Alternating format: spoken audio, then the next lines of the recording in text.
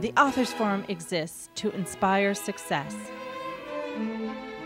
We will talk with authors and others in the publishing industry to bring you essentials and advice. Dr. Veronica Esagui is your host for Authors Forum. Welcome to the Authors Forum. I'm your host, Dr. Veronica Esagui, and my guest today is Raymond Bolton, author of Awakening, the Ydron saga. Raymond, welcome to the Authors Forum. It's nice to be here, Veronica. It's nice to see you too. Me. Raymond, I understand besides your latest novel, Awakening, you have written award-winning poetry and 4 novels. Can you tell us more about your previous works? Well, I've written 2 thrillers, one of which will never be published, never see the light of day. I have a client who works for the State Department, and she told me that I've hit on something that would be too easy for terrorists to use, and she's begged me never to release it, so I've basically trashed it. The second thriller will also sit gathering dust for a while because readers want a series, and I have nothing yet to back it with. So that aspect of my writing is sitting idle. The 4th novel I'm currently working on is the first volume of a prequel trilogy to Awakening, and I expect to release it later this year, no later than January, certainly. That's fantastic. And what I like to say is that after reading Awakening, I really feel that whatever it is that you've written before and put it away, I hope you have it hidden somewhere and you bring it back sometime later in the future, because it's got to be pretty good, okay, from what you wrote here. So what is your goal as a writer? My goal as a writer is to be able to continue producing books that interest people. I enjoy the process, and I only hope readers do as well. Okay, well, I'm sure that's going to happen. And when did you discover your passion for writing? Oh, writing began a long time ago. I won in high school. I came in second in the state of California in a short story competition.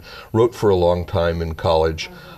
Career got in the way, work got in the way, and back in the mid-1990s, I started writing again. I actually started writing Awakening. It's my first novel, and it read like a first novel when I finished it. So I put it away, and as I pursued other books, other projects, I kept returning to it. I always had faith in the underlying story, and I knew that once I brought my skills to a certain level, the book would be right.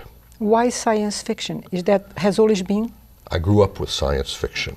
I grew up with A.E. Van Vogt. I grew up with Robert Heinlein, Ray Bradbury, Ursula Le Guin, and it seemed only natural when I began writing to begin with that genre. Wow. Under its working title, Renunciation, Awakening was one of the 8 finalists among 950 entries from the United States, England, Canada, Europe, and Australia in the Pacific Northwest Writers Association 2013 literary competition. Can you tell us more about it? The competition? Yes. How did that work? I joined the Pacific Northwest Writers Association like 2009 or 2010 because I learned they were the only literary competition, or I believe they were the only literary competition that considers book-length entries. I have no luck with short stories. I need more time for a story to develop. I was looking for feedback on my work, and in fact, for the $35 entry fee, one gets 2 professional critiques, and I thought it was a good way to begin. I entered other ones, the poetry competition. I was very surprised. I'd written only 19 poems ever when I entered, and I wondered if I should pursue that aspect of my writing, and in fact I came in 3rd place among 1,200 entries. Wow. Well, in Awakening there's a little bit of poetry in there, but I'd like to read what it says in the back of the book cover, which says, "How does a world armed with bows, arrows, and catapults, where steam power has only begun to replace horses and sailing ships, avert conquest from beyond the stars. Set in a vast and varied land where telepaths and those with unusual mental abilities tip the course of events, Awakening goes to the heart of family, friendship, and betrayal. I think it's very concise and gets to the point. So what inspired you to write that? I hate to sound like every other author, but the story told itself. Okay, I like that. I sat down to write. When I began it, I knew, I had always told myself, someday I'm going to write a novel. And at one point, I knew there was only one way to do that, and that was to sit down and begin writing. And as I began, the story told itself to me. And I don't want to say I channeled it, but the characters revealed themselves to me. I was going to ask you about that. The issues flowed right onto the page. So that's how they were born to you. They came to you, or did you go get them? I didn't have to go get them. They were there. They were there. Okay. Some part dark of your corner life, of the maybe? mind. Pardon? Part of your life, maybe? Oh, another life, maybe. Another life, maybe. Okay. How would you describe the process of giving them life? Because you had to give them life as you were writing. I write not only as I put things on the page, but when I'm going about my day-to-day events, I consider the character, I consider what has happened, what must happen, how must they have felt. And because even though I know this within, the reader doesn't. And so then I have to consider, how do I put this on a page? And in that process, they come forth. If it's okay with you, I would love if you could read the first page of your book. And the reason I picked that was because you won because of this first chapter that you've written in one of the competitions you entered, correct? Writerstype.com has a monthly competition for books of various length. And for book-length works, they have a first chapter competition, and in June of last year, I won. And that's still going every month? It goes onward. They take different entries every month. Well, I'll put your treasure or your baby in your hands. Father! Regilius awoke with a gasp. He attempted to sit, but the damp, prickly bedding entangled him. Drenched with perspiration, he tore off the covers, propped onto his elbows, and peered into the darkness. On a table to his right, dimly silhouetted against a blinded window, stood a light globe. Rocking onto one arm, he stretched towards the sphere and tore off its cover, bathing the space in soft blue light. The room was plain, sterile, and while he could not say where he was certain this was not the palace. He was trembling as he tried to remember where he might be and how he had arrived. The hand he ran through his hair came away dripping, while his mouth was parched and his tongue, thick and leathery, stuck to the roof of it. He reached for a glass of water, but as he tilted it to his lips, the room began to spin. Confused, he managed to empty it into a vase of marasa blossoms before the world turned black. He awoke again, this time his mind awash with images of murderers entering his home, of carnage and things that should not be. Yet, unlike childhood nightmares that become ethereal and fade, these coalesced into semblances of truth, of substance. Struggling to clear his head, he pushed them aside and searched for the tumbler. Miraculously, it lay unbroken on the nightstand. He was looking for a pitcher when his eyes fastened onto the vase. The blossoms, once white and fragrant, were now black, twisted, grotesque. The door opened, and he jumped. Light poured in, and a woman wearing a nurse's cap peered into the room. Ah! The utterance was not spoken. It filled his head and settled among his thoughts. Still alive, young prince? She stepped inside and closed the door. Awesome. Awakening it is. Thank you. And I love that. And I was telling you before we started speaking that I always look at the book cover and then I look at the first page, and if it grabs me, that's it. You got me. Okay. And I would say that is incredible. You definitely deserved first prize on the competition that you entered. How did you come across the names like Prince Regilius, Danth, I don't know if I'm spelling these right, Leovar, Irad, Rag, and Lit, and many others like that? The same way the story came. They told me who they were. They told you. There is a process in writing that other writers told me about, and that was that the characters would reveal themselves. Just as they reveal their name, I'll come to a part of the story, and I'm convinced that I know which way the story is going, what the character will do, and they don't behave that well at all. They'll insist. New dialogue will come from what I anticipated, new action, new behavior, and I go with it. It's a process that can only be described, and it's experienced when you begin to write. So fiction is kind of a little bit scary, principally with science fiction, when you don't know what the next page is going to come up with, right? I mean, did you ever get scared a little bit? In many regards, it is. There are times where I will outline the plot, and I never write the book in full or never outline it in full, but if I get to a difficult place, I'll ask myself, based on what has happened to this point, what must happen next? And I'll outline a few points, and that will carry me a little farther, but very often I'll get to a point, and based on who the characters are, who I've built them to be to this point in time, they take off in an entirely new direction. And then I hang on to my seat and go with them. Right, right. What does the Ydron saga mean? The Ydron saga, Ydron is the name of the land where this is set. And I have been working on developing a complete world, and it has a history. You've read it. You know that the history is actually drawn out in detail over the course of the book. It will be the basis for my prequel. Excellent. And on page 156, you wrote about telepathy among the characters in your book. Have you personally experienced ESP, the sixth sense, I wish telepathy? I could say I had. No? I'd like to. And in this case, then, it's a product of imagination, and I have to sit back and imagine what it would be like to hear someone's voice in my head or to see through their eyes.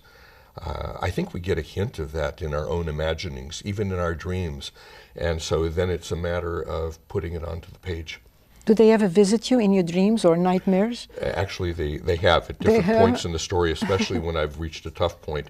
There are times when I've had to get up in the middle of the night and write it down because I know when I haven't, I've lost it by the morning. Saul Bellow, however, wrote, "We never have to change those things we get up in the middle of the night to write." I like that. Before I had asked you when did you found your passion for writing, and I found mine as a child. I was writing all the time, constantly writing, and I would have dreams and maybe nightmares, and then in the morning I'd be all excited and tell my mother, and she would say, "Here is a paper, here's a pen. When you wake up in the middle of the night, write everything down because you got a good story going." So that's kind of like what's happening. That's it, because as clear as you think it might be at night, it's gone in the morning. In the morning it's gone, and most of us try to remember our dreams, and they're gone in the morning, even though they're crystal clear right up till the minute we open our eyes. Yeah, and the same thing goes, I don't mean to change the subject, but the same thing goes when you have a problem. You stay awake part of the night thinking about how are you going to resolve it, and you resolve it maybe, but in the morning you don't remember anything about it. That's exactly right. I think it's a different state that we're in at night, and as clear as it seems to be, it's a different part of the brain than we occupy in the morning, and that's probably why it disappears. Yeah, it's just interesting.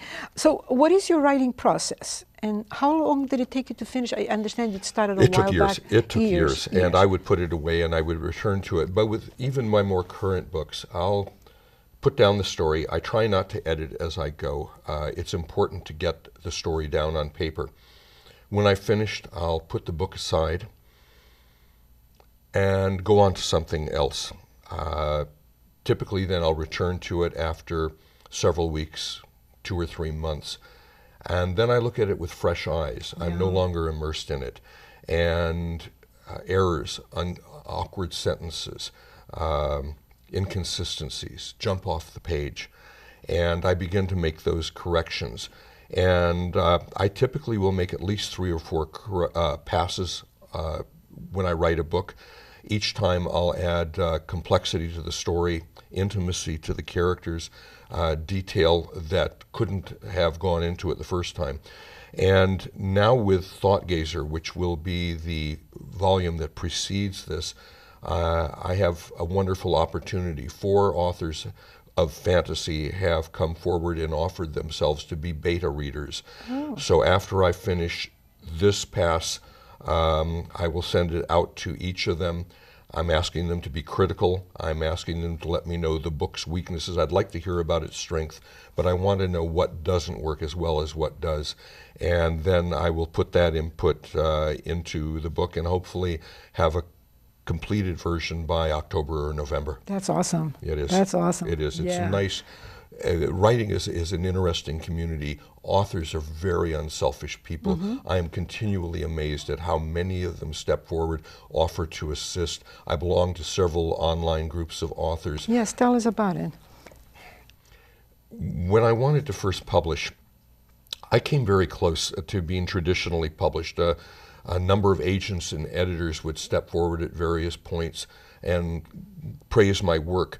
After the contest in 2013, the Northwest Writers Literary Competition, one agent came forward and told me she had come a half-inch from taking it on, but she's just founded her own agency, and she's frankly looking for another Twilight or Hunger Games. And I know that what I've written is good. I'm confident in it, but only the readers can tell if I've written a blockbuster, and time will determine that. So when I decided it was time to step forward and publish, I turned to another author, Melissa Foster. She writes women's literature. She writes romance.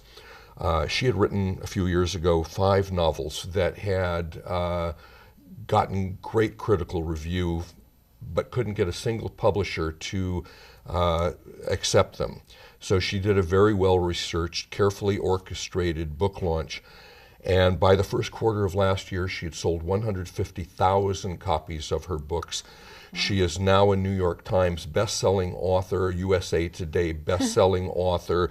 She has sold over 1 million copies, while Amazon rates Nora Roberts at #1 in romance. They rate Melissa as #9 in overall, and of all authors in all genres, #55 in the world. Melissa has put together 2 online sites. One is called Fostering Success. It is a complete course in book marketing. When an author completes that course, and it's very affordable, they're allowed to enter a closed Facebook group of other authors who've completed the course. Many of these are now New York Times or Amazon best-selling authors, and we all contribute to our knowledge of the publishing world to each other. Another site, which I'll just mention briefly, is called World Literary Cafe. Last year it was named Best Authors Resource. It is a free site, and from this site I found not only the woman who formats my ebooks for me, but also my cover designer, Natasha Brown. She's in Littleton, Colorado. She's a remarkable artist. And there are editors available, beta readers, critique groups, reviewers available through this site. It's a wonderful source for would-be authors. I had to ask, because I was in France, and is this what I think it is, Mount Saint-Michel? That is Mont Saint-Michel. It is, okay. I felt so much better because I wanted to know if have you been there? Not that site, no. France, yes, but not that castle. Beautiful. It's a beautiful book cover. It's, I think it awakens the reader, female or male, should be attracted to both. I'm so blessed to have found the artist I did. Excellent. I think the book begs to be pulled from the shelf. Exactly. That's exactly what it is. Book covers are very, very important. How did you respond to the editing process of your book? Well, the editing process actually began with my wife. She does most of my editing. She is a wonderful line editor. She catches typos that everybody would miss. When Awakening was finally published, there was one person who noticed 6 minor typos to the extent of a double comma, an extra space, things like that. Tony pulled those. But the reason I really appreciate her editing is she's brutally honest when she needs to be. When I first wrote this book, she told me the ending sucked. She wasn't one to mince words. That's awesome. That's awesome because, you know, a lot of editors, if they're your friends, they say it's wonderful. No, and she doesn't do that. Yeah. She's my best friend in that regard. And just one quick thing before you move on to your next question. Tony hates sci-fi fantasy. So when she finally turns to me and says, this is starting to read really well, I know I have something. You got it. Yeah. You got it. Yeah. Wow.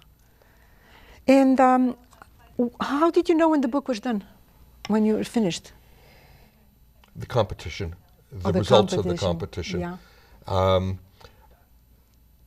I think every author wants to return to their book. There's always something you can add, always another detail, always something to delete. One has to know when to walk away.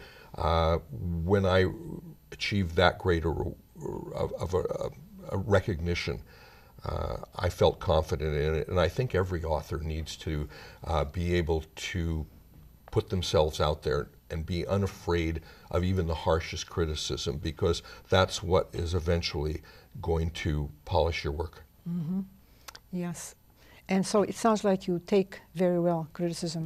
Not always at first. Okay. Sometimes I will sulk for a while, but eventually I have to take a look, because it's not my eyes, my mind, my imagination that that the book is going to appeal to. It's the readers out there who have different tastes, likes and dislikes. And I have to realize that even if I look at the greats out there, at Sinatra, at Elvis, at the Beatles, there is always somebody out there who hates them. Oh, yeah. And so if somebody dislikes my work, I just have to assume those are the odds. Yeah, exactly. Yeah. Exactly. No, you got the right attitude. What aspect of writing your book did you find to be the most challenging? I mean, that would go for anything you've been writing. It's always the first pass. It's always getting the story onto the page. After that, the rewrites, the edits are what finally shape it into what I wanted to get to. Hemingway said, there's nothing to writing. You just sit down in front of a typewriter and bleed. And that's what it is. It's bleeding onto the paper. Yeah. Yeah. Well, my husband says it's like stabbing words on paper. Yes, it is. But, you know, depending on how you feel it. Do you have any plans for, you did mention it already, but I want to make sure that our audience and viewers will remember this. What are your plans for future publications? Well, I'm going to stay with this series for a while. At a planned interval of 10 months between volumes, the prequel trilogy will carry me forward. There are also other characters and aspects of the book's history I'd like to develop, so this may carry me forward for some time. You told me that you could tell when I finish this, I've tied it up so neatly that it's going to be difficult to come out with a sequel per se, but a reader recently approached me and offered me a suggestion. It's going to be difficult, but it's intriguing, so I'm not yet certain that there won't be anything following this. And I'm still working on new stories. I have some germs of ideas that I hope will take root and blossom, but right now this will keep me occupied for the next few years. And you're still writing poetry too? So you're kind of branching out a little bit on every direction, right? Less of that. I enjoy poetry. I really do, but the mindset for writing a novel and the mindset for writing poetry are different, and in fact I wrote my poetry during very difficult, heartbreaking times in my life, and I really hope I don't have to endure those. Right. They say when one is suffering, they write the best. That's exactly right. That's Principally exactly poetry. Right. So what is your website? Where can people find your book or read more about you? You can find my website at www.raymondbolton.com. That's RaymondBolton, all strung together. And also, in addition to information on my books, every second Monday I feature another author, sometimes fantasy, sometimes mystery, thriller, romance, all sorts of things. And it's a nice way to expose yourself to other authors and other works. I would like to close today's interview by you sharing with our viewers your final thoughts. Is there something you'd like to put out as a message to the world? Well, to readers, I'd like to say this is an exciting new time in the publishing industry. So many authors who might not have been published traditionally are coming forward, and there are lots of exciting new works out there. For authors who may have been discouraged by the rejections they've received in the past, I say take heart from my successes and the successes of others like me, and get your book on paper, get it out there. Yes, stay strong. Thank you, Raymond, for being here. It's been a pleasure. Veronica, this was a lot of fun. Awesome. Thank you. Good, thank you. And until the next Authors Forum, have a most inspiring week. That was great. Wonderful.